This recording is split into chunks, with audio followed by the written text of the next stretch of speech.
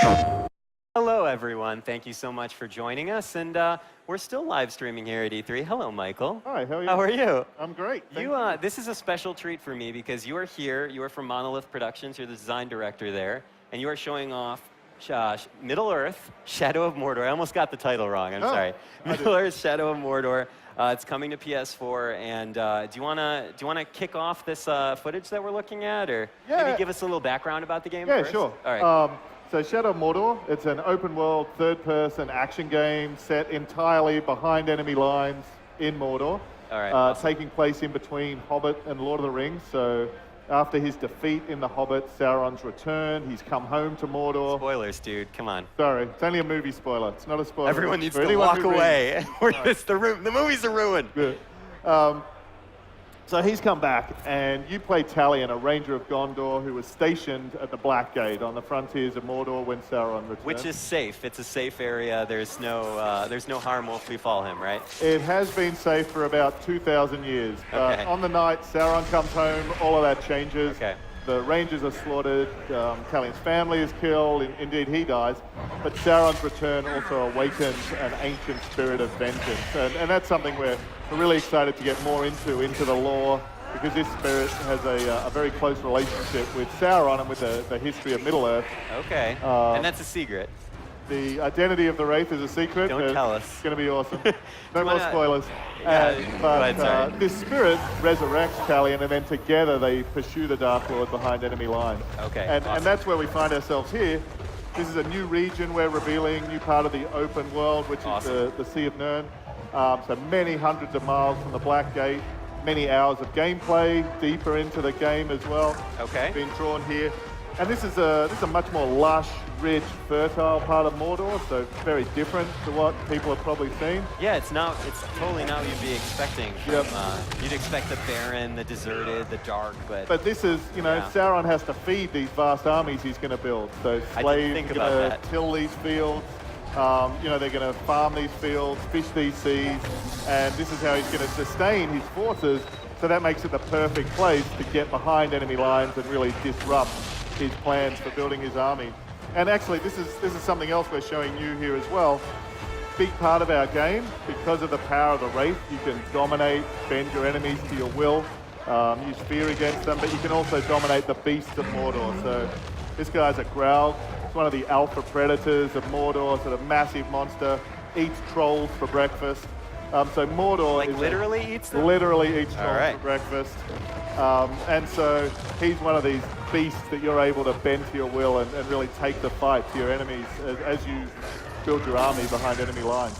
Awesome. And the control, the domination that Talion asserts over the Mordor forces, I mean, that plays a central role in everything, not only narrative, but also in gameplay, also in strategy, right? I mean, there's a bit of a mind game behind, like, who you're taking over and how you get to Sauron. Yep. So the Wraith, as I say, is a very powerful figure, and in some ways, their plan, their goal is similar to Saruman's. The way to take on Sauron is to beat him at his own game, is to build an army of Uruk-hai and to actually challenge the Dark Lord directly by doing that. So the Wraith sort of has something in common there. Okay. And in the same way, you've been drawn into the Sea of Nirn by this new character we're introducing, Queen Marwen. She's the leader of the remnants of the Gondorians forces that settled there millennia before, and she holds the key to revealing some of the secrets of the power of the Wraith, but also increasing that power so you really can do so much more than just hunting and killing your enemies. You can actually bend them to your will, build your own army behind enemy lines. Cool. I mean, there's some stealth elements to this game as well. It's not just all about upfront action, right? Yeah, I mean, and that's something we put a lot into. It's a real focus. We wanted to make kind of a next-gen living world, like a very dynamic ecosystem. So these monsters running around are part of that, but it also feeds into our core gameplay. So we've got our melee combat, but it bleeds really seamlessly into stealth. So you can enter a fight out of stealth, do a brutal stealth kill that ups your hit counter, lets you lead straight into a combo attack, which leads into range, which lets you leap on one of these monsters and flee out of it. So just, constantly able to be surprised, and new things can happen, things you haven't seen before. And of course, that then works with the Nemesis system because the enemies themselves get surprised by what's happening and react to these surprises in the environment. So, you know, I really want to make a world where players create their own stories. But secondly, where it is a living world, so that means by changing things, by crafting your own enemies, by making your own stories, that really can ripple out and influence the world. I feel like you've talked about this a lot. You know the game well. I have, spent a lot of time thinking, and as a team, you know, we've really, from the beginning of this game, we knew that we wanted to do something different, something people hadn't done before, and enemies seemed like such a place to innovate and bring something new.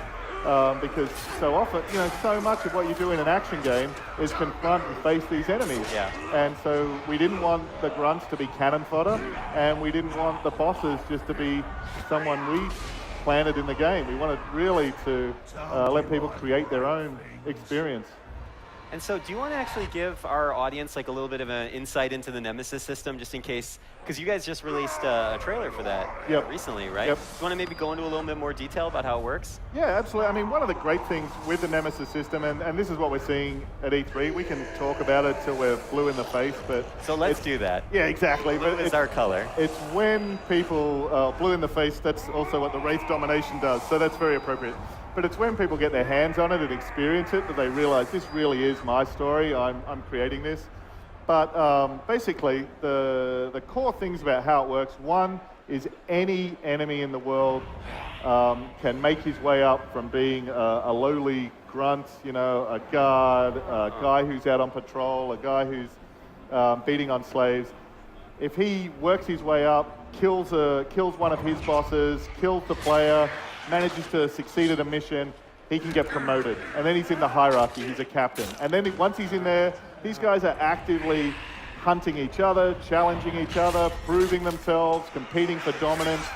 So, you know, like we see at Tirithungal in Lord of the Rings when they get into Mordor, it's an incredibly brutal and competitive society. So these guys fight and battle and strive amidst their way up against themselves and against you. And as they level up, they get new powers, they get personality traits. You know, if you burn a guy, he could get a burning hatred against that, or he could become terrified. So their personalities adapt, the jobs they have adapt, their relationships to each other. So it's just this hugely dynamic system that kind of makes it into a social network, I guess, that you can get in and mess with. So this is like the Twitter or Facebook of Mordor. That's what you're saying. Yeah, exactly. It's confirmed here on stage. Yeah. What's it like working with literature and with lore that is just iconic throughout the entire world and really one of the, you know, grandfathers of fantasy? I mean, what's that like for the team? It's a huge privilege and a huge responsibility. And also it's incredibly, it's stressful, but we're also massive fans as well, so it's exciting. The thing with Tolkien and Middle-earth, it's almost like working with history or myth. You know, the depth and the attention to detail makes the world so rich, so detailed. There's so many stories you could tell that you kind of get the best of both worlds. You can draw on all this amazing canon, all this amazing lore, use that to make it feel very detailed, make it feel very real, but it's also big enough that you can tell a standalone story as well. You don't just have to retell what people have seen before, or, you know, we don't have to tell a side story. We can create and craft a really epic standalone story. And I like that you guys have kind of embraced the challenge of telling your own story. I mean, obviously you have a framework to work with and a lot of lore to tap into. But I mean, Talion was created for this game, correct? Yeah, absolutely. Yeah. He's very, very authentic to, I think, the themes and the lore of Tolkien. Like, you know, to be honest, very much a starting point of inspiration was Boromir. Was that Boromir at the Council of Elrond, and he had the ring, and he was like, this is a gift. We should use the power of the enemy against him. The only way to take on the Dark Lord is through ruthlessness. And Boromir's a tragic character, but he's also ultimately a heroic character. He's someone who was willing to do whatever it takes for what he believes was the right thing. And those themes of using power and where that's going to lead, that was something we're really interested to explore. But taking a character who was also original within those themes. And I think where Talion's maybe a bit different from Boromir and Aragorn is he's not someone noble. He's not highborn. He's not in line to the throne. He really was, you know, someone who was just trying to build his life on the frontiers of the kingdom, who's then been drawn into these huge events. So I guess in that way he's a little bit like Sam or Frodo. So he's kind of a I like how you just made up your mind there. You're like, yeah, no, just that connection that he really is like this everyman who just wanted to live his life and gets sucked into these vast forces beyond his control. Awesome. Wait, so I'm sorry, we've kind of been ignoring the footage a little. I just like talking about Lord of the Rings. Yeah. Can you tell us about this environment and what Talion is up to right here? So where we are here, as far as I can tell, because I haven't been looking at either. So Surprise! This is a stronghold. The strongholds are the fortresses, the cities, the towns. These places are really dangerous because these are where there's going to be concentrated groups of enemy bosses. So there's Rukdug the Thirsty. He's thirsty. He's thirsty. From the sound of his showdown, he has a bit of a taste for the orc grog. Okay. And so we can see, this is an example, there's a mass of these guys, these named enemies living here. So we can spread a bit more chaos. Jessica's unleashing some of the Caragors. Okay, so he's still got his wits about him enough to freak out and run. But the other guy there, he's a hunter, so he's actually enraged. So we can see the environment's changing up. That's influencing one guy to flee for his life. Another guy's actually going to fight harder. So you can create all this chaos in the environment, and there's a lot of different ways that can obviously play out. But then, however these guys survive, so if he gets enraged because he's seen the Caragor, manages to take you down, he's going to remember that, be more powerful next time. The guy who flees and runs, he's still going to live to fight another day. He's going to remember that and call it out as well. So, you know, you're really the rock that's getting dropped into the pond where the sort of ripples are really going out and shaping how this place is going to evolve. How does the team keep track of so much? Like, how do they keep track of so much information? I mean, I feel like all these characters are being uniquely affected in different ways at different times, and then as you say, they might go on and fight another day. One might run and get eaten by a giant monster. I mean, how do you approach kind of keeping track of all that and cataloging all that? I mean, that's all kind of dynamic information. It's dynamic, it's huge. And it is huge, and it was kind of probably insanely ambitious, and I don't know if we would have taken it on if we knew how insane it was at the start. But I think the interesting thing is creating the systems was one thing, and you know, everyone did an amazing job on building those foundations. But what the systems give you is just randomness, and that can be cool or not. What was really amazing is the process of editing, getting the writing in, getting the specific roles, getting the actual showdowns, you know, mapping the traits. So although it's dynamic, it's not just totally random. We really are crafting guys who actually are characters, who have personalities, who have memories, who are kind of memorable. And so that kind of second half of the process of refining and editing and testing, that was where the kind of magic came out, I guess. That awesome. you know, we're really, really proud of it, to be honest.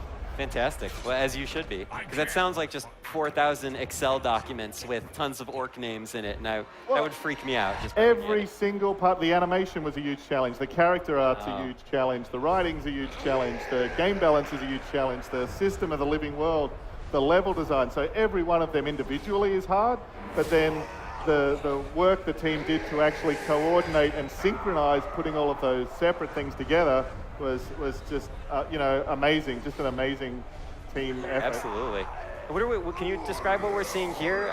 So this is interesting. I'm not sure what happened just previous to this. If it was, I was distracting a mission, or if Jessica actually got killed. But so these guys are actually conducting missions. They're living in the world. Okay, that's an execution. This guy, the Fearless, he's an executioner. His mission was accomplished. He's going to level up, grow in power.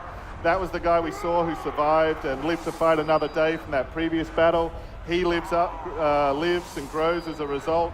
The dark he grows. So these guys actually, through going on missions, they're challenging each other, slaughtering each other, leveling up, getting new strengths and weaknesses, and also taking on jobs as bodyguards, or, you know, to the various war chiefs as well. So you know, one of the key parts of the loop of playing the game is gathering information, so getting the intel and learning the strengths and weaknesses of your target. So it's kind kind of two ways we've approached that. One, your enemies can be brutally tough. They can be really strong.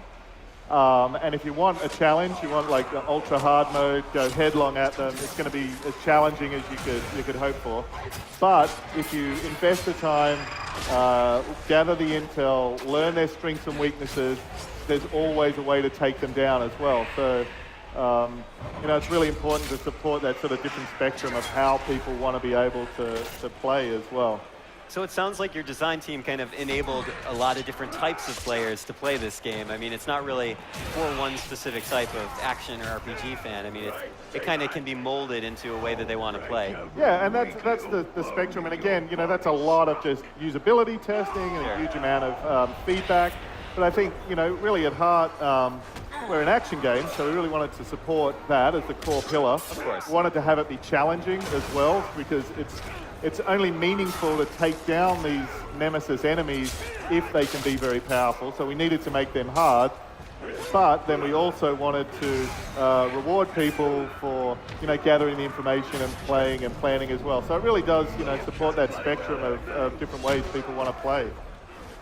You want to talk about some of the combat system that we have? Oh yeah, so this is great. So this guy, he's a nemesis enemy, named enemy. He's been weakened. As a result, the wraith powers that you have let Jessica grab him, dominate, bend into her will, and then we have a whole bunch of choices. Okay. We can send death threats, so we can actually let him live. He can go and tell his boss that we're coming for him, so you can actually warn your enemies you're coming after them. They'll train, they'll be prepared, they'll get even tougher, they'll hang around with a gang, be even more cautious, so you can actually make the fight even harder, but get better rewards and more legendary runes to upgrade your weapons when you take them down. You can kill them, you can command them. So in this case, this bodyguard can actually lead us to one of the war chiefs and create, so that will actually create a new mission within the open world. So it's almost a mission editor, but embedded into the gameplay and through the game systems, rather than kind of separated as a separate application. How would you say, what's the balance like between sort of the supernatural element that Talion has, and then kind of the more physical element, the human element that he has? And in terms of combat, how did you guys balance that out? I think one of the things that's kind of worked out really nicely in the game, the early game, when you start, the Wraith doesn't even know its own identity yet. Then I think it starts out as a more purely physical game, more purely physical action game. And then you've been playing that for a long while, and then we meet Queen Mao, and we get introduced to the fact that we have so much more power at our disposal to bend these enemies to our will.